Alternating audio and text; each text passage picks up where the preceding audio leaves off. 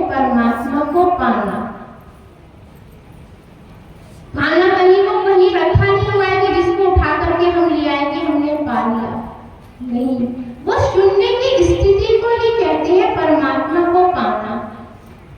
बाहर तो हम कितना भी कुछ भी कर लें मगर हम नहीं पा पाएंगे जब तक कि हम अंदर की यात्रा नहीं करेंगे, अपने अंधेपन में नहीं जाएंगे।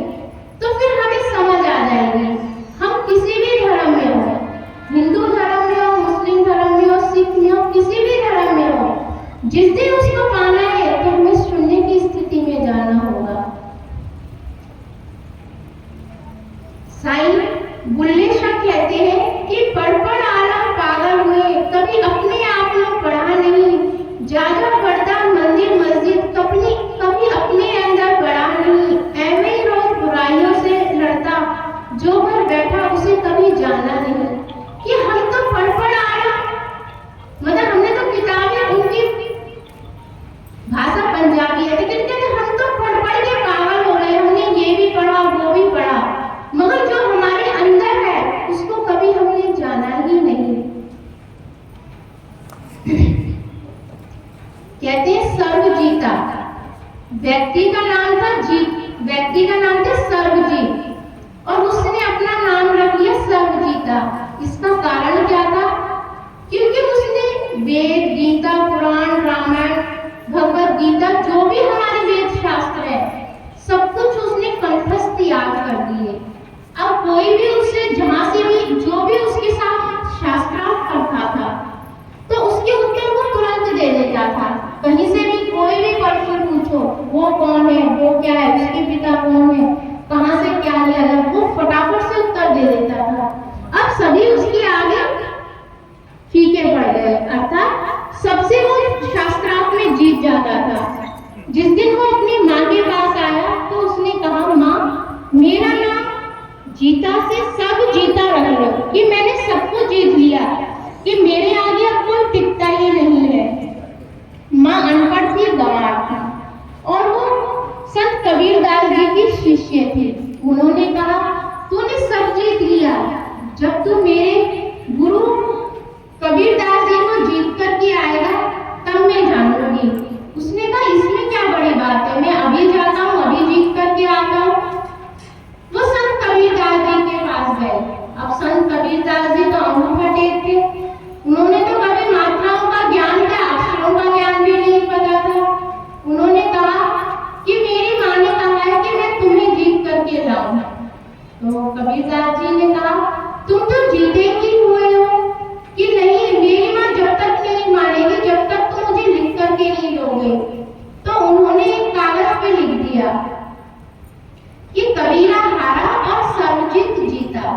जब वो अपनी माँ के पास उस पर्ची को लेकर के गए, हालांकि वो लिखा सर्वजीत नहीं था, उन्होंने तो अपने हस्ताक्षर के रूप में अपना अंगूठा लगा दिया था। जब वो अपनी माँ के पास गए तो वो लेखनी बदल गई, उसमें लिखा था कि सर्वजीत हारा कबीरा जीता। उसने कहा, मेरे से गलती में जल्दी में ऐसा लिख गया होगा। वो दोबारा से संत कबीरदास जी के पास गया, दोबारा से अलग से पर्ची बना करके कि सर्वजीत जीता और कबीरा हारा। फिर वो अपनी माँ के पास लेकर के आए, फिर वो लेखनी मिट गई। फिर उसने कहा, माँ ने कहा कि ये मेरे गुरु से ही पूछ कि ये लेखनी क्यों मिट रही है। जब वो सर्वजीत अपनी माँ के गुरु के पास गए तो उन्होंने कहा, ये लेखनी क्यों मिट रही है। तो उन्होंने कहा, तू कहता आँखन की देखी, तू कहता आँखन की देखी और मैं कहता अंदर की देखी, कि ये देखा लेखी मैं नहीं जानता, मैं तो सिर्फ अंदर की देखा जानता हूँ, जो मैंने अंदर देखा है। उस एक को पा लिया तो मैंने सबको पा लिया। तो सर्वजीत की जब समझ में आया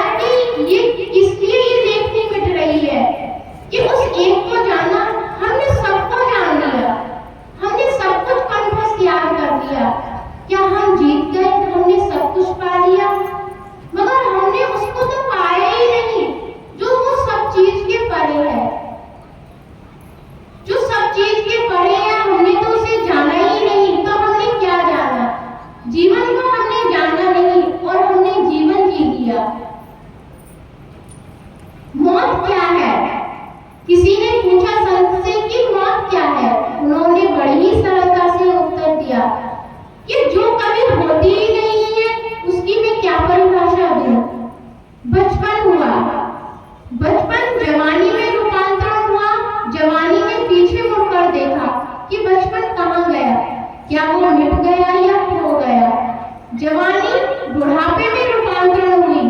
अब बुढ़ापा पीछे मुड़कर देख रहा है कि मेरी बचपन का क्या हुआ, मेरी जवानी का क्या हुआ। बचपन जवानी में रूपांतरण हुआ और जवानी बुढ़ापे में, और बुढ़ापा रूपांतरण हुआ मृत्यु में, और हमारे जीवन का नाटक का पर्दा गिर गया। हमारी वो मौत हो गई जिसे हम कहते हैं मौत। मगर वही मौत आगे चलकर छोटे से बीज के रूप में रूपांतरण हुई किसी माँ के गर्भ में। फिर वो बचपन शुरू हुआ और फिर वो ये रूपांतरण शुरू हुआ। तो संत ने उस व्यक्ति से कहा कि मैं मौत की क्या परिभाषा दूं जो कभी होती ही नहीं है। यदि उस मौत को वास्तव में तुझे समाप्त करना है और उसकी परिभाषा को जानना है तो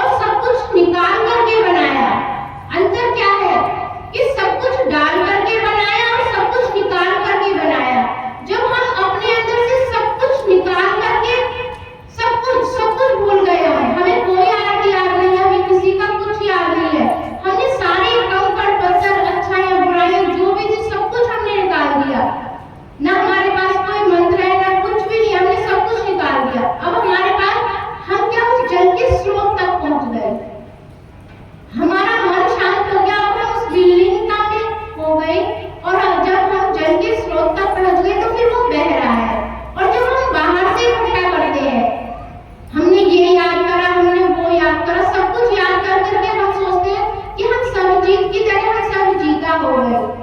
उसको पाने के बाद क्या सोचते हैं, फिर वो अंदर से क्या होता है, फिर हम सोचते हैं हम जीत गए, मगर अंदर से क्या हम वास्तव में जीत गए? सब कुछ हम सोचते हैं सब कुछ पा लिया, सब कुछ याद है, मगर उस याद से उसकी याद कहाँ गई? याद तो हमने किताबों से सब कुछ कर लिया, मगर उसकी याद कहाँ गई?